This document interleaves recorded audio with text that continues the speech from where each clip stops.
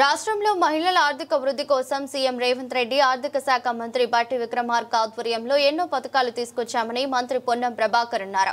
హైదరాబాద్లోని యూసఫ్గూడ కోట్ల విజయ్ భాస్కర్ రెడ్డి స్టేడియంలో జీహెచ్ఎంసీ పరిధిలోని స్వయం సహాయక మహిళా సంఘాలకు వడ్డీ లేని రుణాలు పంపిణీ కార్యక్రమంలో పాల్గొన్నారు.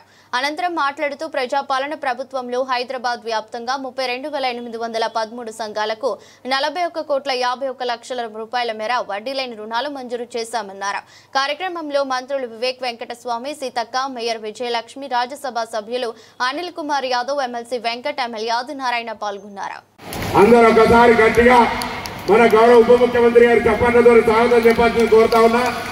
ఎందుకంటే ఈ రాష్ట్రంలో వారి ఆర్థిక శాఖ మంత్రిగా గౌరవ ముఖ్యమంత్రి రేవంత్ రెడ్డి గారి నాయకత్వంలో మహిళా శిశు సంక్షేమ శాఖ మంత్రి సీతక్క గారితో కలిసి ఈ రాష్ట్రంలో ఒక విప్లవాత్మకమైన నిర్ణయాల ద్వారా మహిళలకు న్యాయం చేసేటువంటి ఒక దీక్ష బోని ఈ 5 సంవత్సరాల కాలంలో 1,00,00,000 మంది మహిళలను కోటీశ్వరులు చేయాలనే సంకల్పం తీసుకొని ఆ దిశలో కార్యాచరణ తీసుకుపోయి భాగంగా ఈ రోజు హైదరాబాద్ లో ఉన్నటువంటి 31,000 మహిళా సంఘాల్లో పావలా వడ్డీ గత 10 సంవత్సరాలుగా రాలే ఆ పావలా వడ్డీనిచ్చే కార్యక్రమాన్ని ఈ రోజు ఇక్కడ ప్రారంభిస్తున్నటువంటి గౌరవ ఉప ముఖ్యమంత్రి గారికి వేదిక మీద పెద్దలందరూ కూడా ధన్యవాదాలు తెలియజేస్తా ఉన్నా.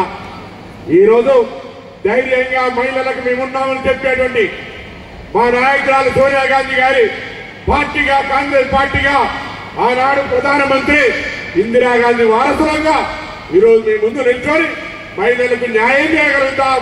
మహిళలకు న్యాయం చేసే పార్టీ కాంగ్రెస్ పార్టీ మాత్రమే చెప్పడానికి ఇలా మీ ముందుకు వచ్చినప్పుడే మాట మనం చేస్తా ఉన్నాం. ఇప్పుడే వేదిక మీద సీతక్క గారు అనేక పథకాలు చెప్పినారు.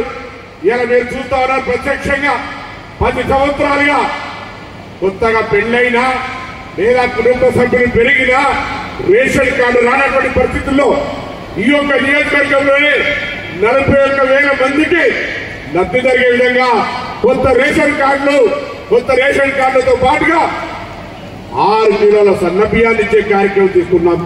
ఇలా మీరు చూస్తా ఉన్నారు పండుగలకు పబ్బానికి అవ్వగారింటికైనా అత్తగారింటికైనా గుడికి పోయినా బడికి పోయినా లేదా ఎక్కడికైనా పోతే కూడా ఇలా ఉచితంగా బస్సు సౌకర్యాన్ని కలిగజేసినాం.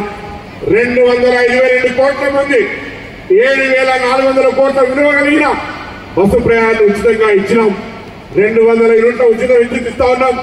ఒక మాట మాత్రం మీకు తెలియజేస్తా ఉన్నా, ఈరోజు ఈ ప్రభుత్వం విశ్వాసంగా మహిళల పట్ల గౌరవంగా మహిళలకు న్యాయం చేయాలి, మహిళలను ఉన్నత స్థానానికి తీసుకుపోవాలనే ఆలోచనతోటి నిండు మనసుతోటి ఉంది.